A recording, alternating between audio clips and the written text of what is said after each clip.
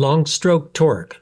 Why we like Harley-Davidson Evolution Sportster V-twin power. Harley-Davidson's 883 and 1200 V-twin peak horsepower ratings may look unimpressive when compared to modern twin, triple, or four-cylinder engines of similar displacement. On paper, the peak torque rating usually falls short too. Yet Harley-Davidson riders have been thoroughly satisfied and loyal to 45-degree V-twin power since the 1929 D-Series models, and for good reason. Harley-Davidson's Evolution Sportster power has always been about torque and the peak torque RPM. The foundation for this torque is a common rod throw crankshaft with large flywheels and a long piston stroke. This has been a hallmark of Harley-Davidson V-twin power for over a century. Common to nearly all 45-degree Harley-Davidson V-twin engines is a smaller bore diameter than the stroke length, which we call undersquare. Square is an equal-sized cylinder bore and piston stroke length. Oversquare engines, like the Revolution Max, have a larger bore diameter than the stroke length. High compression, oversquare engines typically reach their torque and horsepower peak at a higher RPM. Modern gasoline automotive engines are oversquare.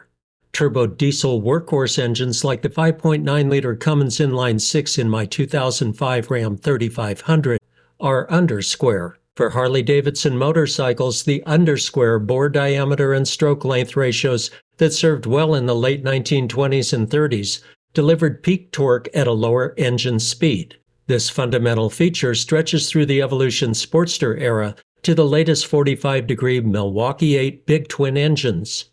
Long-stroke engines or stroker motors produce more torque. The most powerful and largest displacement Harley-Davidson 45-degree V-twin ever, the Big Bore Screamin' Eagle kit, builds 131 cubic inches into a Milwaukee 8-based 114 or 117 cubic inch big twin. Even with its oversized bore, the 131 is still undersquare. The performance upgrade has a 4.31-inch bore and uses a stock 4.5-inch stroke. Harley-Davidson's undersquare formula works to this day, still meeting emission standards in a 4 valves per cylinder, sequential port fuel-injected 45-degree V-twin. One notable Harley-Davidson V-twin was built over square. In 1972, the updated aluminum head XR750 flat track and TT race engine shifted to a bigger bore than stroke length. The Sportster-derived engine produced exceptionally high revving horsepower.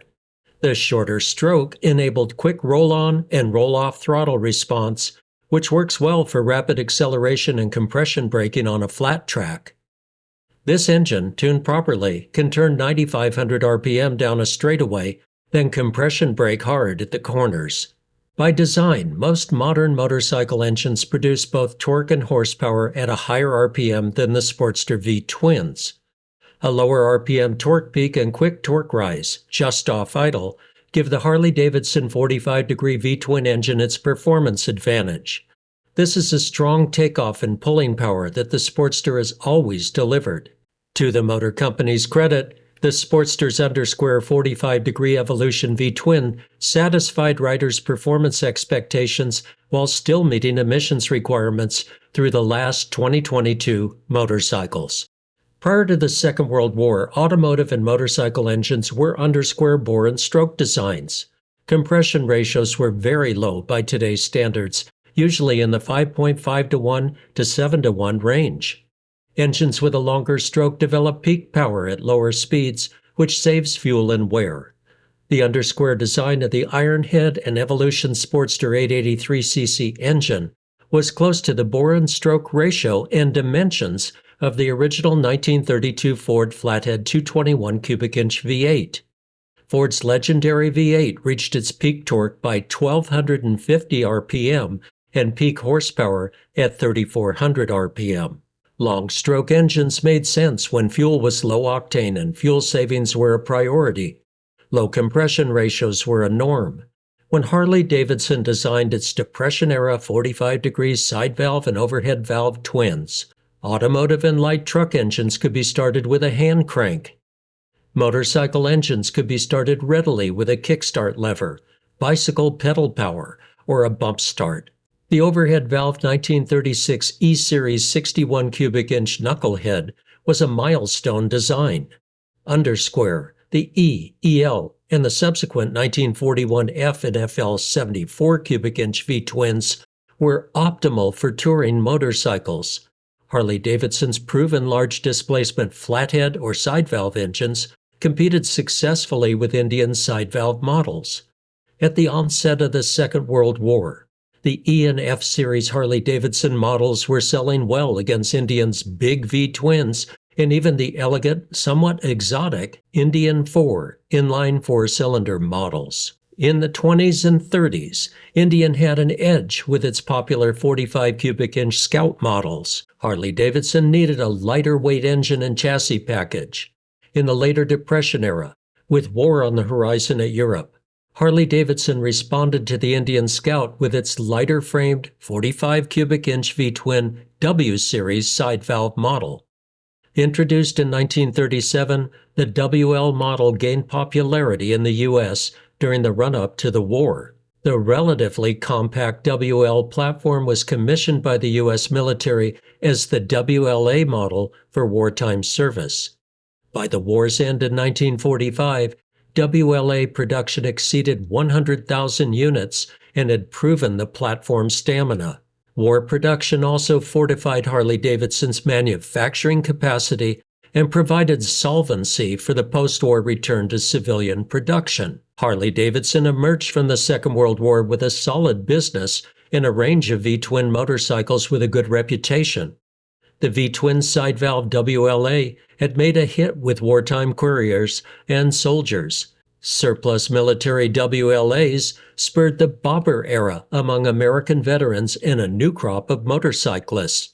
Post-war America saw the WL as more like the British motorcycles that began showing up in numbers at new U.S. dealerships.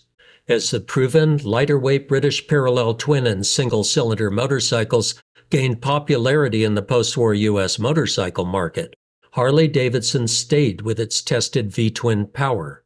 The pricey and exotic Vincent was the only imported English motorcycle with a V-twin engine. Real competition came from BSA, Triumph, Ariel, Royal Enfield, and Norton. BSA became the world's largest producer of motorcycles with its post-war buyout of Triumph. In the bigger touring motorcycle market, Indian remained the motor company's major American rival. Indian recognized the British challenge. Despite its V-twin expertise and a proven record with the side valve V-twin Scout, Indian introduced 1949 lightweight, vertical single and twin models. The new Indian engine resembled British designs but initially lacked reliability. Motorcycle sales faltered and dismayed the dealership base. The new 1950 Indian Warrior 500cc vertical twin never had a chance. Indian was struggling financially. By 1952, the legacy Big V-twin Chief touring motorcycle, despite its upgrade to a telescopic front fork like Harley-Davidson, could not break the sales slump. During 1953, Indian and its dealerships went out of business. Indian would have been successful had it promoted the classic 101 Scout's legacy and the potent post-war big base 648 Sport Scout, a side valve 42-degree V-twin motorcycle. V-twin power and Indian's reputation from the Model 101 forward would have appealed to post-war American sport riders.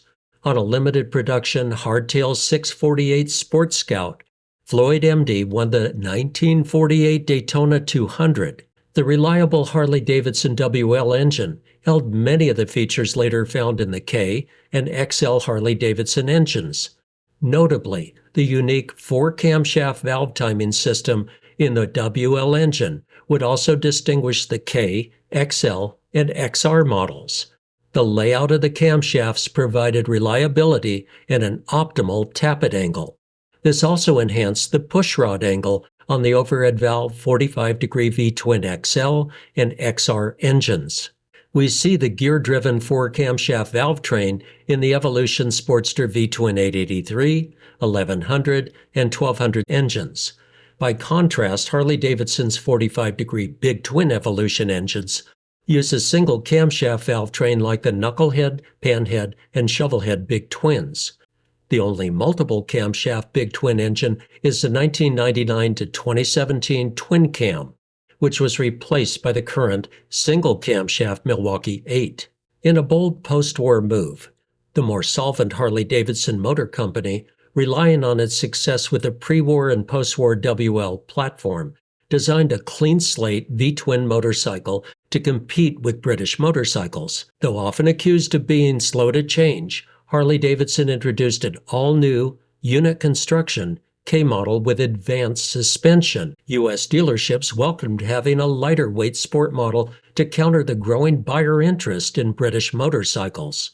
Unlike the Panhead 74 FL model that still had a hardtail frame, the new K models featured a hydraulically dampened front fork and Harley-Davidson's first rear swing arm with hydraulically dampened, coil-over shock absorber suspension. A lighter, sporty K model earned attention and some market share with a widening rider demographic. Like today, a line existed between traditional big twin touring cycle riders and K-model sport motorcycle buyers.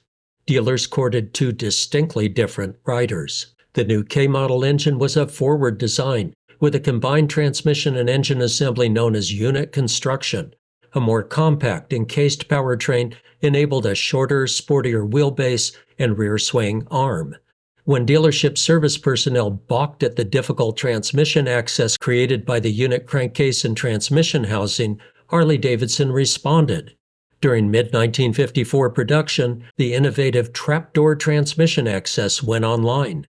Harley-Davidson was proactive and forward-leaning with the K models. A trapdoor for transmission service was ahead of the competition.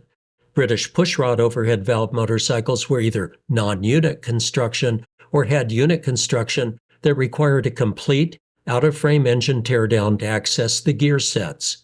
1952 to early 1954 K models were like this as well. The trapdoor carried over to the 1957 Sportster and survived through 2003 in rigid engine mount Evolution Sportster models.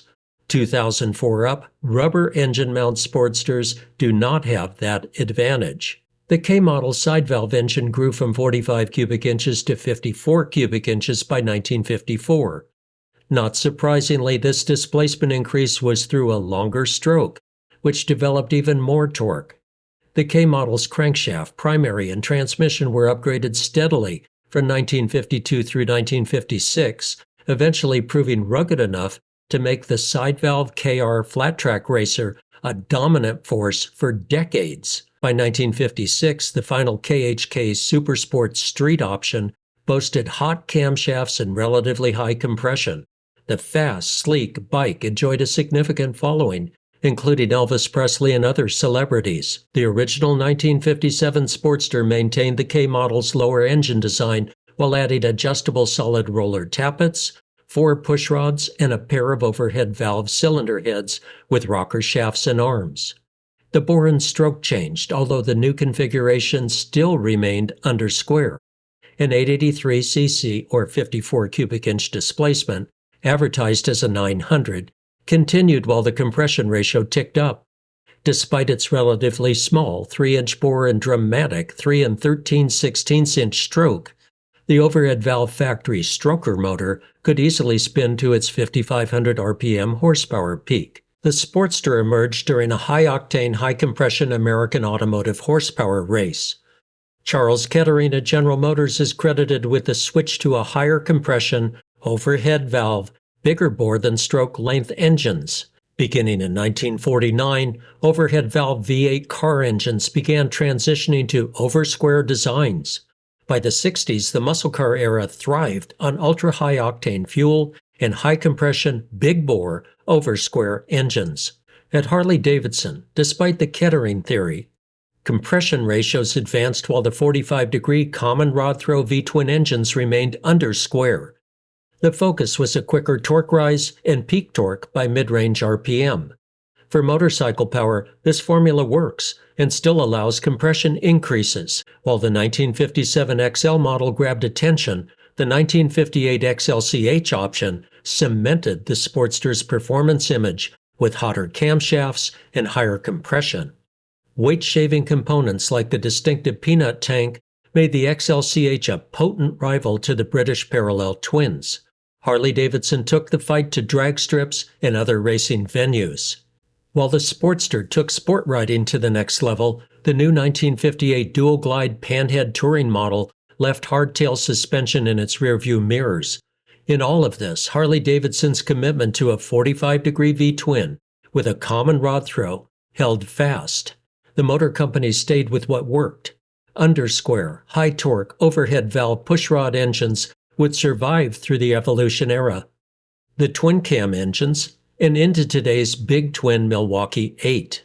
Sticking with a traditional air-cooled 45-degree V-twin design, the reliable and roadworthy 900 and 1000cc Ironhead Sportster built a solid reputation.